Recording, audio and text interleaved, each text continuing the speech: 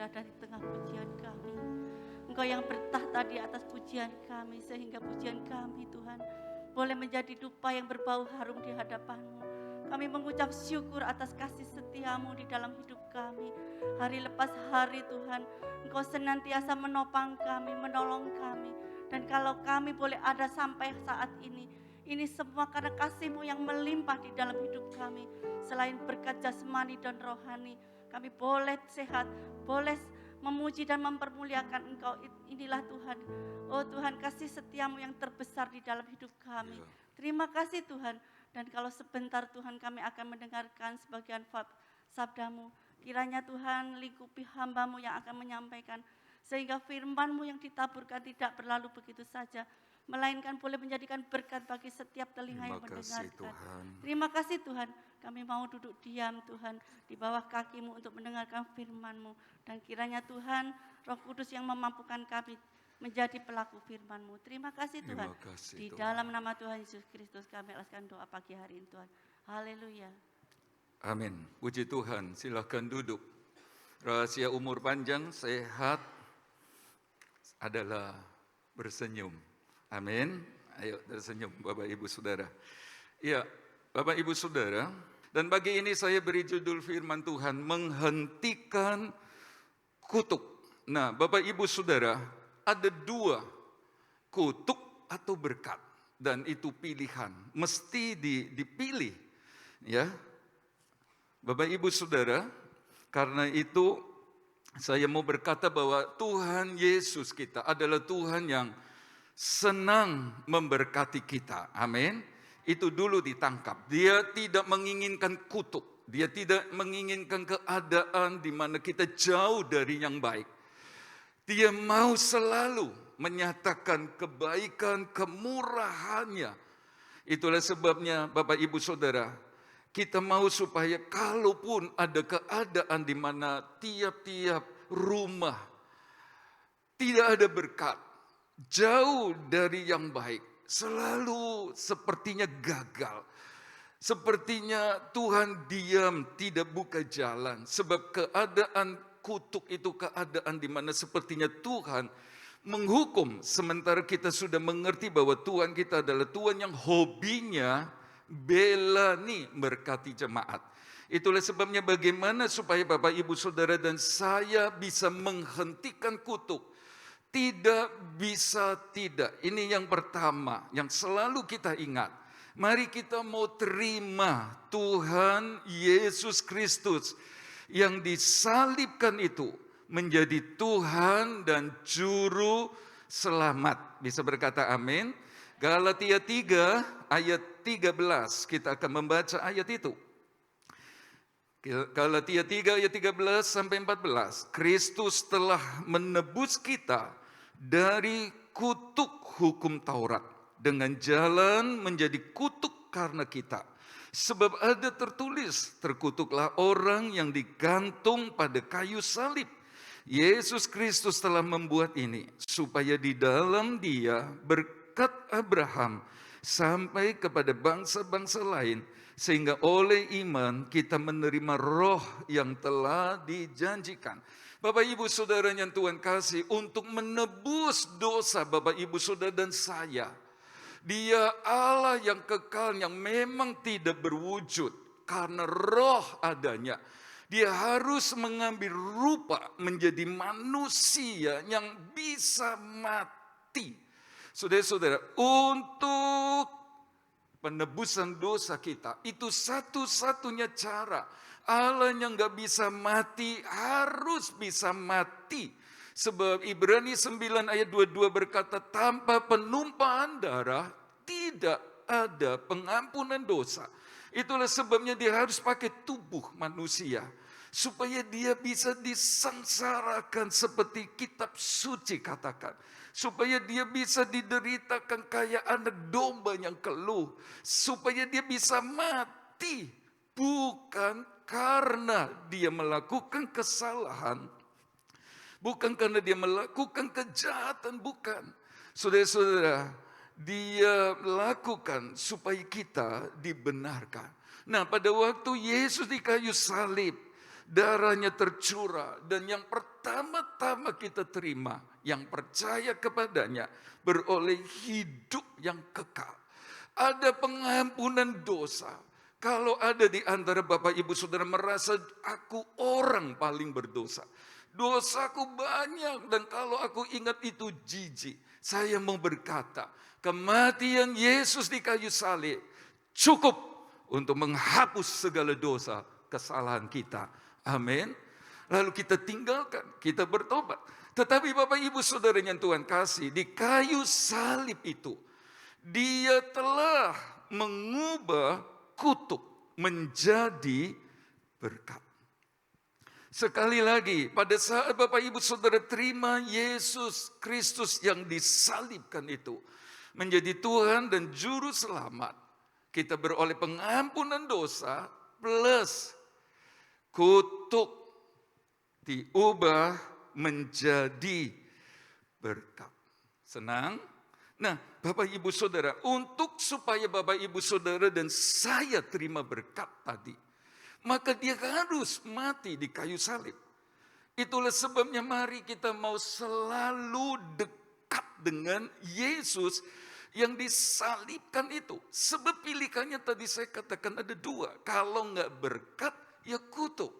Jangan Bapak Ibu Saudara menjauh dari Yesus yang mati di salib, yang olehnya kutuk telah diubah menjadi berkat. Mengapa?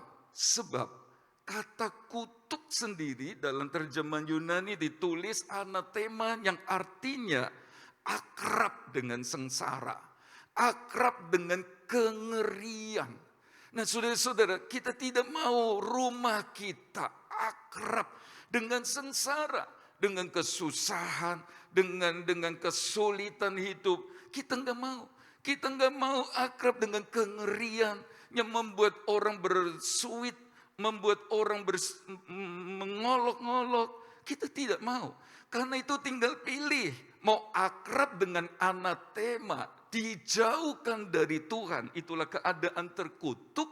Atau Bapak Ibu Saudara dan saya tetap mendekat kepada Yesus yang disalibkan itu, yang telah mengubah kutuk menjadi berkat. Tinggal pilih.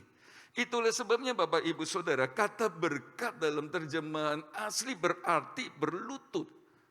Jadi tidak bisa tidak, mana yang kita mau pilih?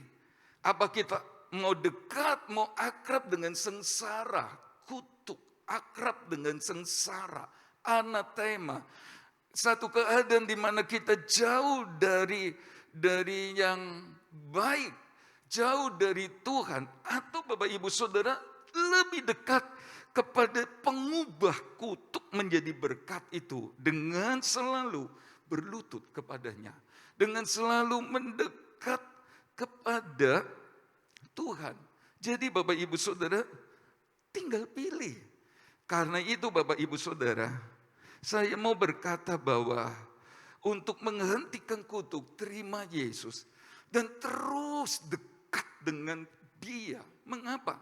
Sebab inilah berkat Tuhan. Berkat Tuhan akan membawa Bapak Ibu Saudara lebih dekat. Sebab selalu ingat, kalau saya ada sebagaimana saya ada, karena Yesus yang telah mati di kayu salib. Jadi sulit untuk kita jauh dari Dia. Paulus berkata, dan siapakah dan apakah yang bisa memisahkan kita dari kasih Kristus? Selalu kita ingat keberadaan kita sekarang. Diberkati seperti sekarang. Ya karena salib itu. Karena Yesus yang mati di salib. Mengampuni dosa dan mengubah kutuk jadi berkat. Jadi Bapak Ibu Saudara, berkat Tuhan itu akan selalu membawa orang-orang yang menerimanya lebih dekat, lebih cinta, lebih fokus kepada Yesus yang telah mati di salib, yang telah mengubah kutuk jadi berkat. Tapi kalau tidak, saya minggu lalu sudah berkata, maaf, bahwa setiap orang Kristen yang sudah percaya Yesus di kayu salib, terima pengampunan dosa, kutuk diubah jadi berkat. Dalam perjalanannya waktu, berkat bisa berubah menjadi kutuk. Jadi kita tidak bisa lagi bertanya, mana kebenaran Galatia 3 ayat 14. Di mana kutuk diubah jadi berkat. Sudah. Dan ini akan terus berlangsung selama kita ngerti. Berkat membuat kita berlutut, berlutut membuat kita terima berkat. Dekat dengan Tuhan, saudara-saudara, kita terima berkat. Bukan cuma berkat material. Ada berkat-berkat lain yang tidak kalah penting. Itulah berkat jiwani, terlebih berkat rohani. Dia berkat yang lengkap. Jadi kalau Bapak Ibu Saudara semakin diberkati Tuhan, tolong mengerti bahwa itu sebenarnya membawa kita lebih dekat. Kalau berkat Tuhan ternyata membawa binasa, itu bukan berkat Tuhan. Sebab berkat Tuhan tidak akan membawa kita binasa, bukan. Ya, jadi Bapak Ibu Saudara, mari kita kembali kepada firman Tuhan. Terima Yesus jadi Tuhan dan Juru Selamat yang mati di kayu salib mengubah kutuk jadi berkat. Tapi Bapak Ibu Saudara, mari kita membaca Amsal 3 ayat 33. Minggu lalu sudah belajar, sedikit kita mau ingat. Kutuk Tuhan ada di dalam rumah orang fasik.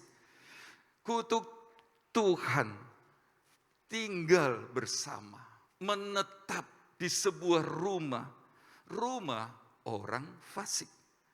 Jadi orang fasik itu, Bapak Ibu Saudara, akrab dengan kutuk Tuhan. Dia tidur bersama, bangun pagi lihat kutuk Tuhan. Malam lihat kutuk Tuhan. Saudara-saudara, hari-hari dalam bekerja dia akrab dengan kutuk. Dengan keadaan di mana jauh dari Tuhan, jauh dari yang baik. Tetapi tempat kediaman orang benar seperti jemaat GBD Jajak diberkatinya. Amin. Tinggal pilih. Yeremia 3 ayat 3, telepon Tuhan. Tuhan mendengar, menjawab, kita berseru. Atau sebaliknya. Amsal 3 ayat 33a, kesasar.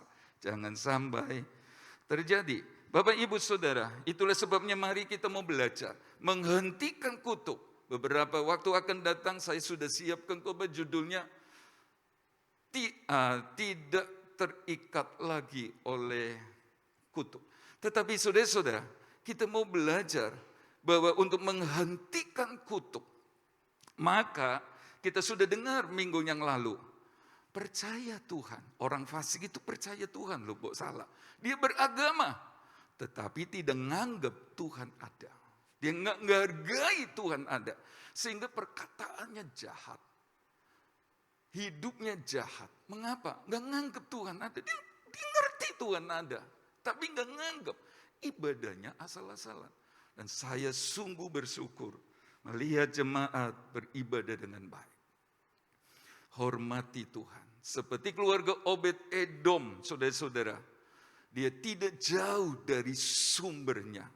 Dia bukan orang fasik. Dia hormati Tuhan yang hadir dalam rupa tabut Allah. Hormati anak, mantu, cucu, istri, dan semua yang ada padanya. Diajar, kita ini orang kafir. Bukan orang Israel. Kita ini orang dari Gat, tempat Goliat musuhi Allah yang benar. Tapi kasih karunia, papa, suamimu, engkong kalian ini dipercaya dengan tabut Tuhan. Ayo takut sama Tuhan. Ayo ibadat sungguh-sungguh. Jangan sampai kalian menganggap Tuhan gak ada. Sebab kalau kalian anggap Tuhan gak ada, nanti kayak Usah disambar keadaan tidak baik. Saudara, jangan seperti 70 orang tua-tua di orang-orang Israel di Bet-Semes yang tidak menghargai Tuhan dan mereka terkutuk. Dia ajar anak-anak. Lalu yang kedua kita masih ingat, tutup telinga. Tidak peduli firman-Nya Tuhan. Beda sama keluarga Rekab. Pagi ini yang ketiga. Siapakah orang fasik? Sehingga hidupnya, rumahnya akrab dengan sengsara. Keadaan di mana seperti Tuhan tidak ada. Saudara-saudara, seperti Tuhan tidak ada. Dia percaya Tuhan. Tapi saudara-saudara, Tuhan rupanya memandang dia orang fasik. Dan rumahnya akrab dengan kutuk, bukan berkat Tuhan. Saya mau berkata kepada Bapak Ibu Saudara, bukan soal posisi rumah, bukan karena rumahnya menghadap ke timur, kata mitos energi negatif. Oh bukan, itu karena sentrongan matahari, nanti lama-lama cat peliturannya bola dan lain sebagainya. Sebenarnya begitu. Bukan juga karena rumah Bapak Ibu Saudara nomornya 4, atau 13, sial. Tembok Yeriko runtuh setelah dikelilingi berapa kali? 13 kali. 13 kali itu angka kemenangan. Tapi banyak orang berkata, ojo angka 4, ojo angka 13. Di lift jangan ditulis 4, langsung dari 3 lompat ke 5. Ini angka sial. Oh bukan masalah itu. Bukan karena tempatnya tusuk sate. Saya mengenal persis seorang yang punya rumah anak Tuhan ditusuk sate. Dari usaha memang kecil Bapak Ibu Saudara. Bahkan di bawah 0 menurut kesaksian. Tapi kemudian Tuhan berkati, rumah itu tusuk sate. Jadi bukan posisi rumah. Juga bukan karena ciut belakang, mengerucut, ombo di luar. Terima banyak, maunya yang ngantong belakang. Melebu kabeh. Masuk berkat-berkat. Bukan. Tetapi tergantung dari penghuninya. Apakah dia orang fasik atau orang benar? Sekali lagi orang fasik, orang beragama. Orang fasik dia tahu ada Tuhan. Tapi dia nganggap Tuhan gak ada. Dia tutup telinga sama firman-Nya Tuhan. Yang ketiga ini Bapak Ibu Saudara. Orang fasik adalah orang yang melakukan kejahatan. Tetapi menganggap Tuhan tidak tahu. Ada loh. Ada banyak. Dan tanpa kita sadari, kita semua kadang dan sering melakukannya. Percaya ada Tuhan. Tapi nganggep Tuhan gak tahu. Tuhan gak lihat. Tuhan gak dengar. Sehingga kita ngomong seenaknya gak bertanggung jawab, fitnah orang lain. Pikir Tuhan gak dengar. Atau lupa Tuhan dengar. Itu orang fasik. Mazmur 10 ayat 6. Mari kita baca ayat itu. Ia berkata dalam hatinya, aku takkan goyang, kata orang fasik. Aku tidak akan ditimpa malapetaka turun-temurun. Nanti kita belajar apakah benar ayat 6 ini. Kita belajar dari orang fasik supaya kita tidak menjadi seperti orang fasik loh ya. Supaya kita hidup dalam berkat kemurahan Tuhan selamanya. Amin. Ayat 7. Mulutnya penuh dengan sumpah serapah. Sumpah yakin. Dengan tipu dan penindasan. Dan di lidahnya ada kelaliman dan kejahatan. Ia duduk menghadang di gubuk-gubuk, di tempat-tempat yang tersembunyi. Ia membunuh orang yang tak bersalah. Matanya mengintip orang yang lemah. Ia mengendap di tempat yang tersembunyi. Seperti singa di dalam semak-semak, ia mengendap untuk menangkap orang yang tertindas. Ia menangkap orang yang tertindas dengan menariknya ke dalam jaringnya. Ia membungkuk, meniarap. Lalu orang-orang lemah jatuh ke dalam cakarnya yang kuat. Ia berkata dalam hatinya, Allah melupakannya. Ia menyembunyikan wajahnya dan tidak akan melihatnya untuk seterusnya. Saudara-saudara yang Tuhan kasih, ada dua pengertian dari ayat-ayat yang kita baca. Yang pertama, dia melakukan kejahatan sembunyi-sembunyi dari manusia. Mengintip, mengendap-endap, sembunyi. Sepertinya kok lebih takut sama manusia. Dan berkata Tuhan gak lihat. Itu arti pertama. Ya, arti yang kedua Bapak Ibu Saudara, dari ayat-ayat yang kita baca ini. Ya memang dia gak punya takut sama Tuhan. Dia memang menganggap Tuhan tidak tahu. Tuhan gak melihat. Tuhan gak dengar. Bapak Ibu Saudara, mari dalam seluruh kehidupan kita selalu menyadari bahwa Tuhan itu melihat loh. Melihat. Dia mendengar. Itulah sebabnya kalau Bapak Ibu Saudara dan saya kepingin berkat kemurahan akrab dengan kita, tidak bisa tidak kita harus selalu mendekat kepada Yesus yang mati disalibkan, yang mengubah kutuk jadi berkat. Olehnya kita selalu diingatkan, bahkan dimampukan untuk tidak melakukan apa yang jahat. Nah, kalau berkat Tuhan membuat kita jauh dari Yesus yang mati disalibkan, ya itulah yang membuat kita akan seperti orang-orang ini. Saudara-saudara, dilakukan sesuatu yang jahat, sembunyi-sembunyi, dipikir orang nggak lihat, lalu memandang Tuhan juga nggak lihat. Menyamakan Allah dan manusia. Oh, manusia nggak lihat, Tuhan juga nggak lihat. Ya itulah orang fasik, Bapak Ibu Saudara. Dan saya berkata jangan seorang pun di antara kita menjadi fasik. Untuk menghentikan kutuk ini. Saudara-saudara, janjinya tempat kediaman orang benar diberkati. Pilihlah. Amsal 3 ayat 33 yang B ini. Yang akrab dengan berkat. Yang akrab dengan kemurahan Tuhan. Karena itu akrab juga dengan pemberinya. Sebab untuk mengubah kutuk jadi berkat, dia mati disalib. Selalu, tidak ada yang bisa memisahkan kita. Tidak ada. Mau berkat kayak apapun. Saudara-saudara, berkelimpahan apapun, harusnya membawa kita lebih dekat.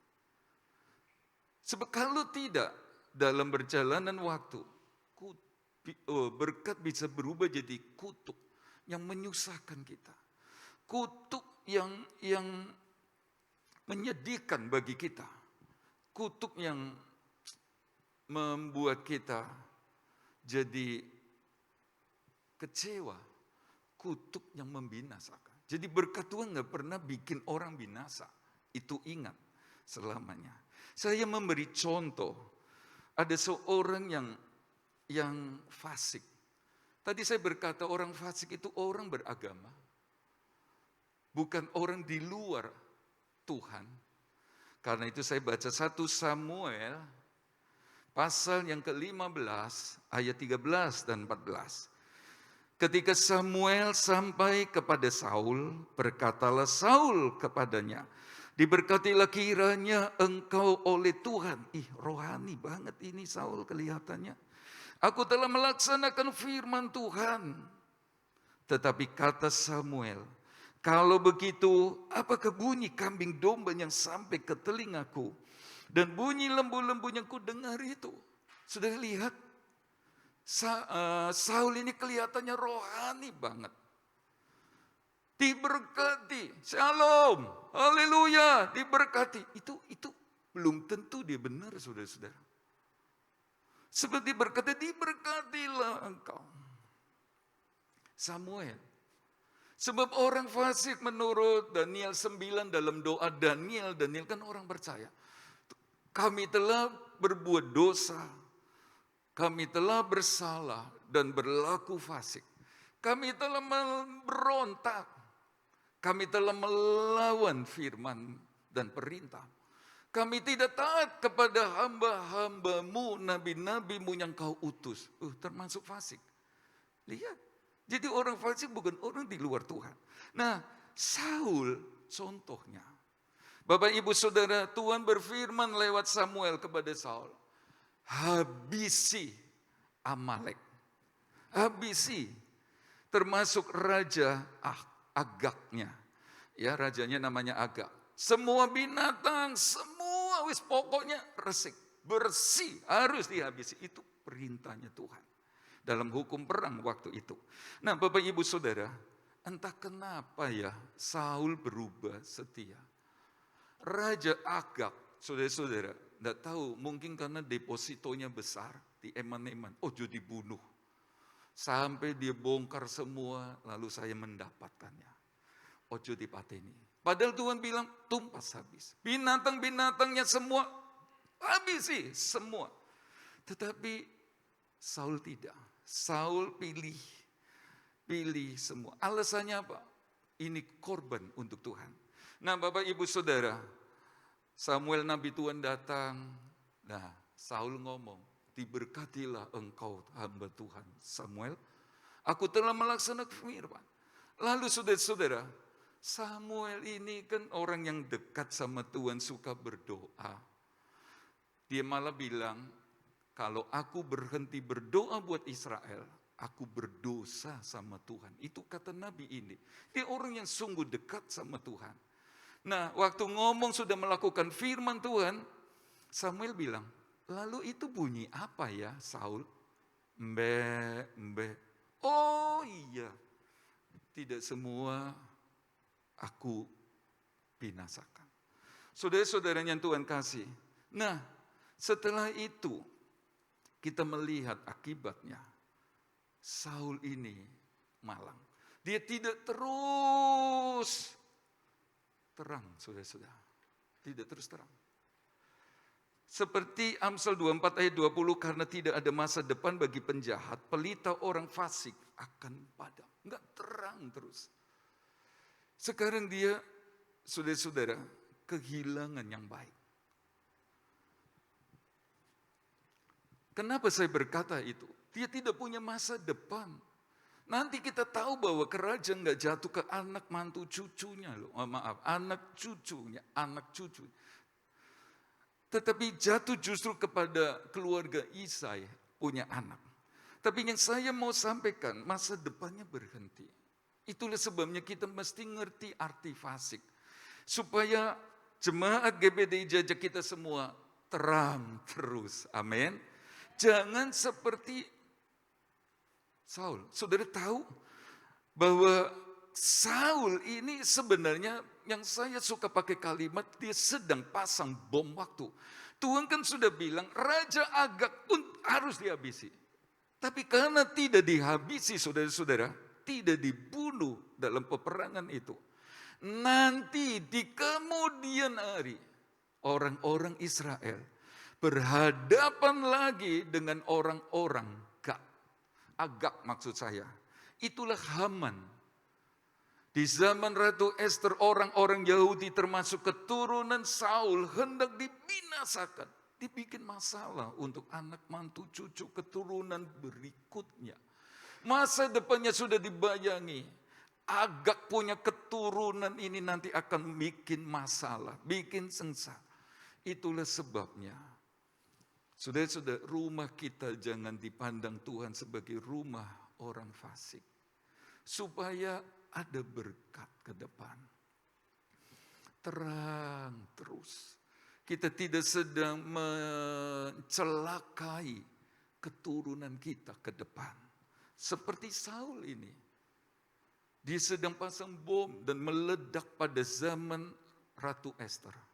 Di mana Haman, orang Agag itu bermaksud mati-matian habisi orang Israel. Jangan bikin masalah buat keturunan. Selamatkanlah generasi kita berikutnya. Saudara-saudara, orang fasik kayak Saul akrab dengan keadaan jauh yang baik. Karena dia fasik, melakukan kejahatan dan menganggap Tuhan nggak tahu. Tuhan nggak tahu. Dia pikir Tuhan nggak lihat. Jangankan Tuhan, Samuelnya tahu karena dikasih tahu Tuhan. Nah, akibatnya itu loh yang kita perlu ingat. Yang kedua, saudara-saudara, orang fasik kayak Saul tidak melihat kemuliaan Allah. Bagaimana bisa melihat kemuliaan Allah? Setelah itu Saul nggak pernah lihat Tuhan hebat, nggak bisa. Nggak bisa lihat Tuhan ajaib untuk Israel, enggak. Tunggu ganti orang yang namanya Daud. Baru melihat perkara-perkara yang luar biasa. Mengapa? Kalau dilanjut bacaan 1 Samuel 15 dan berhenti di ayat 23, maka Alkitab berkata bahwa kedurhakaan, durhaka sama Tuhan dan perintahnya, itu seperti dosa bertenung. Dosa bertenung. Kedegilan hati roh yang melawan Tuhan itu seperti penyembahan berhala. Nah, kalau sudah hubungannya sama tenung berhala, okultisme, bergaul karib dengan kuasa jahat, kuasa iblis, ya Tuhan gak berkenan. Gak berkenan. Gak bisa lihat kemuliaan Tuhan, gak bisa. Yesaya 26 ayat 10, seandainya orang fasik dikasihani, ia tidak akan belajar apa yang benar, ia akan berbuat curang di negeri di mana hukum berlaku, dan tidak akan melihat kemuliaan Tuhan. Itulah sebabnya jangan kita seperti orang fasik. Sudah mungkin tidak datang ke tukang tenung, kita mungkin tidak punya penyembahan berhala, tapi segala sesuatu yang merebut tempat Tuhan yang terutama dan pertama dalam hidup kita, pekerjaankah, kesibukankah, kesukaan-kesukaan, hobi-hobi yang lain. Maaf bicara, pendeta manapun akan berkata, itu penyembahan berhala. Dan kita tidak mau akrab dengan anatema, dengan sengsara, dengan kengerian. Kita mau akrab dengan sumber berkat, damai, sukacita. Itulah Tuhan Yesus yang mati di salib. Amin. Jadi akibatnya yang lebih kita perhatikan, Saul raja fasik itu jalannya menuju kebinasaan. Beda dengan Amsal 4 ayat 18. Tetapi jalan orang benar itu seperti cahaya fajar yang kian bertambah terang sampai rembang tengah hari. Saudara-saudara, jalan orang benar itu tambah terang, tambah terang, tambah terang. Saya suka berkata, dan kalau dia mati pas lagi terang-terangnya. Lihat berkat Tuhan membawa Obed Edom. Saudara-saudara, semakin terang sampai dia mati di Yerusalem.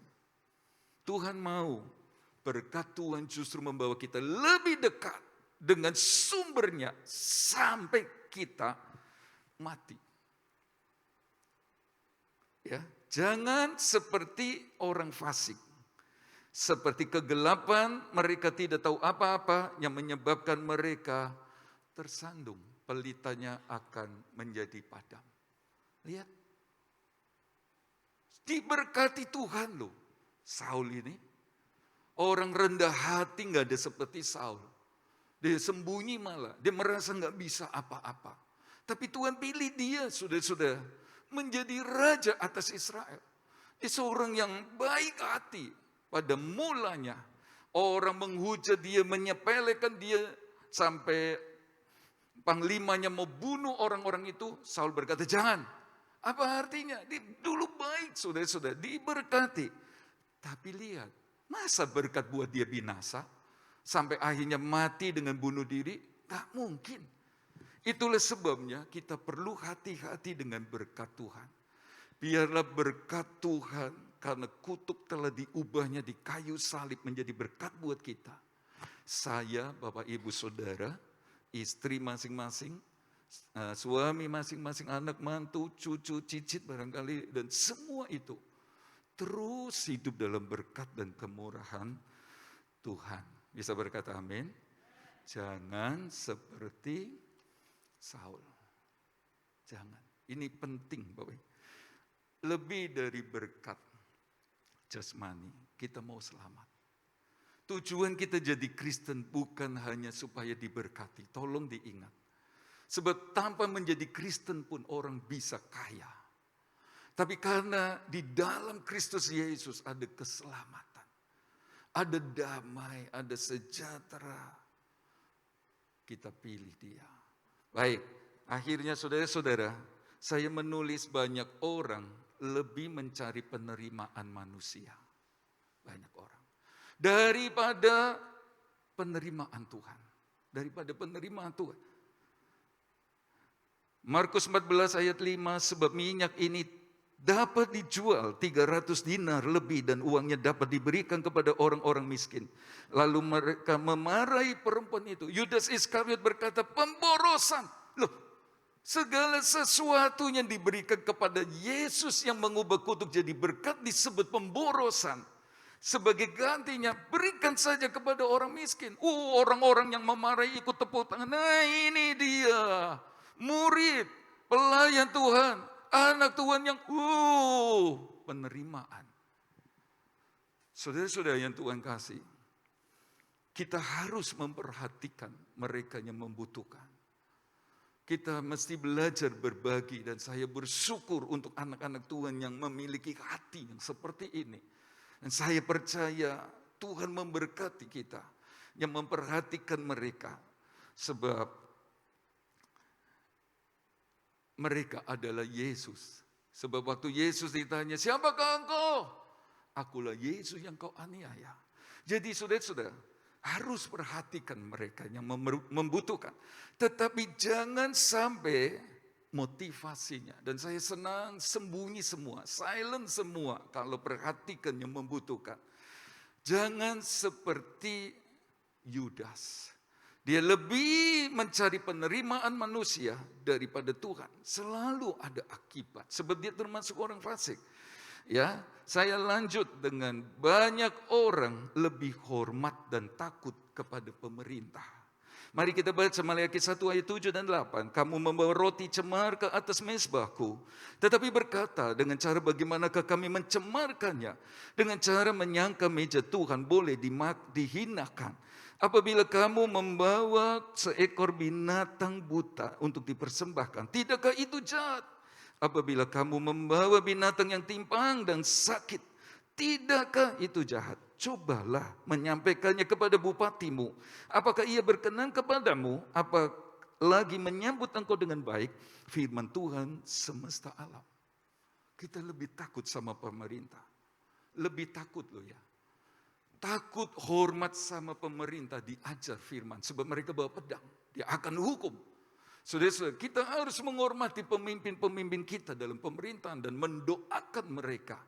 Tetapi kalau ada kata lebih ini, saudara-saudara, artinya kita cuma hormat sama yang kelihatan, tetapi tidak kepada Tuhan. Ini masalah. Inilah yang terjadi di zaman Maleakhi. Saudara-saudara, lebih takut kepada manusia daripada kepada Tuhan. Coba bawa ke bupatimu. Coba. Gak ada yang berani. Tapi sama Tuhan berani. Itulah pesan yang disampaikan. Bapak Ibu Saudara, dengan lain kata, ini orang fasik, model Yudas. Berikutnya Bapak Ibu Saudara, ganti takut sama Tuhan. Banyak imam, ya ini memang salah imam memang. Saya sudah akui. Salah imam ini. Banyak imam lebih takut kepada perasaannya sendiri daripada kepada Tuhan. Nah, ayat-ayat yang kita baca dulu, saudara-saudara, bahwa kutuk diubah jadi berkat di salib, tapi dalam perjalanannya waktu, berkat bisa berubah menjadi kutuk. Nah, itu ayatnya dalam Maleakhi 2 ayat 2.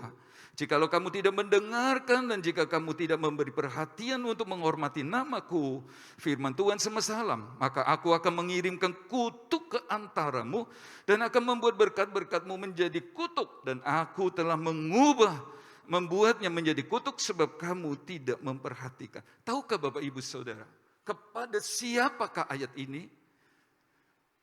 Ayat ini ditujukan kepada imam-imam. Loh, imam juga bisa disebut fasik.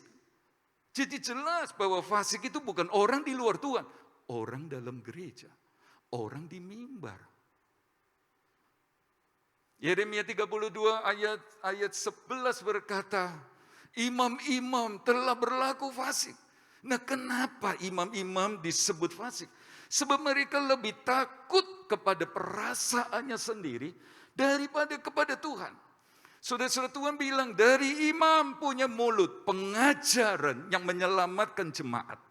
Dari mulut imam diharapkan keluar pengajaran yang membuat jemaat hidup dalam berkat dan kemurahan. Itu kita baca ayat-ayat berikutnya. Tetapi imam tidak berfungsi karena dia takut kepada perasaannya sendiri. Saudara-saudara, yang lebih jahat di mata Tuhan sehingga Tuhan berkata imam lebih takut kepada perasaannya. Sehingga Bapak Ibu Saudara tahu, lengan imam dipatahkan.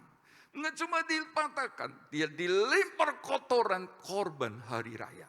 Bukan cuma dilempar, diseret imam-imam itu saudara-saudara, lalu didelupno di kotoran. Tuhan berkata, aku memandang hina dan rendah imam-imam. Kenapa? Sebab imam membuat anak-anak Tuhan menyimpang dari jalan. Itu ayat 1 sampai 9, nanti Bapak Ibu saudara baca di rumah. Membuat jemaat tergelincir dengan pengajarannya. Nah, pengajaran apa yang diajarkan oleh imam-imam? Saya percaya, ya pokoknya yang tidak membuat dia tidak nyaman. Yang membuat dia terus disenangi sama jemaat. Jangan kau berdosa. Tetapi yang dimaksud dalam Maleakhi 2 ayat 1 sampai 9. Karena imam takut kepada perasaannya sendiri, tidak mengajarkan perjanjian dengan orang Lewi. Sudah nanti baca di rumah Mazmur 109, mulai baca ayat 1 sampai ayat 17 saya. Kepada orang yang sama yang pernah berkata pemborosan. Saya senang dengan jemaat yang cinta Tuhan. Saudara-saudara perhatikan tamu kayak 2 minggu lalu. Saudara-saudara korban banyak. Oh puji Tuhan, saya senang. Tetapi Yudas Iskariot ini ngomong pemborosan. Bahkan saudara-saudara, saya berkata, di ayat 17 dikatakan, ia cinta kepada kutuk, biarlah ia datang kepadanya. Ia tidak suka kepada berkat, biarlah ia menjauh daripada. Ini nubuatan untuk Yudas Iskariot. Saya percaya Yudas Iskariot gak pernah berpikir hidup dalam kutuk seanak, seistrinya semua, gak punya pikir. Tapi itulah kenyataannya. Apa artinya? Rupanya saudara-saudara, cinta kutuk sehingga kutuk datang. Bukan karena dia berkata, aku lebih senang kutuk. Bukan. Perbuatan-perbuatan orang fasik yang kita lakukan itulah. Yang membuat kita distempel oleh Tuhan. Fasik. Saya mau berkat Tuhan turun atas saya, keluarga kami, dan juga jemaat GPDI Jajang. Tuhan tahu, Tuhan melihat, Tuhan mendengar. Tidak seperti Yudas Iskariot dan imam-imam ini. Tuhan nggak tahu, Tuhan tahu.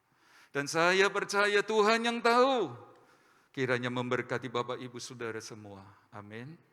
Ada nyanyian berkata, hidupku menggenapi firman-Mu. Tundukkan kepala Bapak Ibu Saudara. Maaf agak panjang. Tapi mesti kita belajar tentang ini. Kita mau hidup dalam berkat salib itu. Hidupku menggenapi firman. Gitu. Hidupku menggenapi firman. Saya jemput semua kita berdiri sekarang. Terima kasih Tuhan.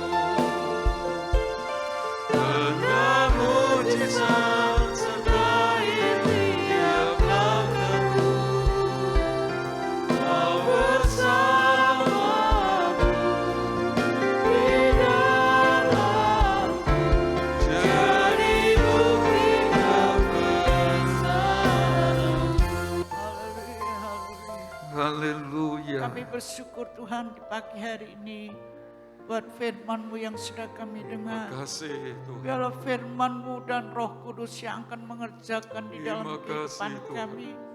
Sehingga kami mau hidup di dalam firman-Mu Tuhan. Ya.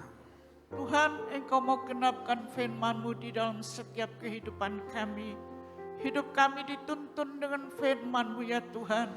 Sehingga kami tidak seperti orang fasik Tuhan. Tetapi kami menjadi orang yang takut kepada Tuhan.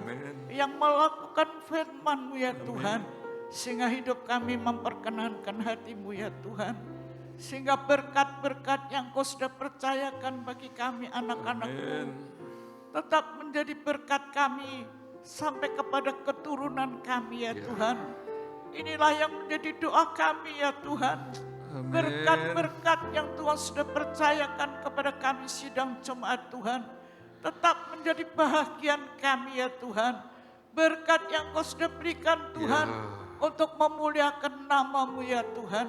Terima kasih Tuhan, Engkau kuatkan kami untuk kami melakukan firman-Mu. Untuk kami takut kepada Tuhan, untuk takut kepada dosa yang kami kerjakan Tuhan. Tetapi kami mau memuliakan Engkau dan hidup kami boleh menjadi berkat ya Tuhan. Terima kasih. Terima kasih Tuhan, Engkau memberkati kami yang sudah mendengar firman-Mu. Tuhan memberkati kami yang sudah mendengar firman Tuhan. Jangan sampai kutuk yang datang kepada kami Tuhan. Tapi berkat yang Kau sudah percayakan tetap menjadi bahagian kami. Sampai kepada keturunan kami ya Tuhan. Inilah yang menjadi doa kami ya Tuhan. Engkau kuatkan kami untuk kami melakukan firman-Mu. Dan untuk kami taatkan firman-Mu ya Tuhan. Terima kasih Tuhan buat firman-Mu. Roh Kudus yang akan mengerjakan firman-Mu di dalam setiap hati kami ya Tuhan. Terima kasih Kau berkati kami semua. Apa yang menjadi doa kami, apa yang menjadi kerinduan kami. Janji firman-Mu ya dan amin. Yang Kau akan genapkan dalam setiap kehidupan kami. Terima kasih Tuhan. Di dalam nama Tuhan Yesus Kristus kami Doa berdoa. Yabes kiranya Engkau memberkati aku.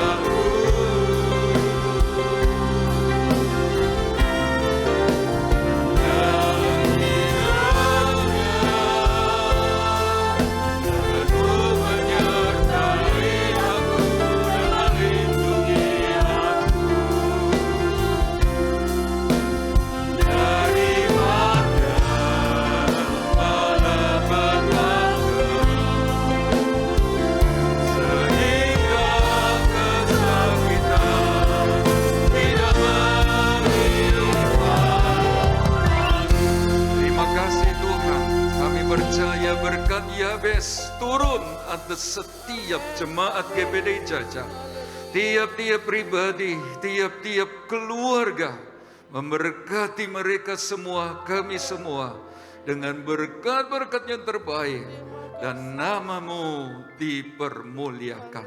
Memberi kami sehat, kuat, bahkan kuasa darah-Mu melindungi kami dari segala yang tidak baik. Semua kami yang datang, semuanya melayani Tuhan, diberkati Tuhan untuk kemuliaan nama-Mu. Terima kasih Tuhan, serta kami pulang ke rumah masing-masing dan sekarang kekasih Tuhan. Terimalah berkat dari Allah Bapa, kasih sayang putranya, persekutuan damai sejahtera dan kuat kuasa Roh Kudus menyertai kita semua pagi ini sampai Tuhan datang kembali. Di dalam nama Tuhan Yesus Kristus semuanya yang percaya diberkati Tuhan berkata, amin.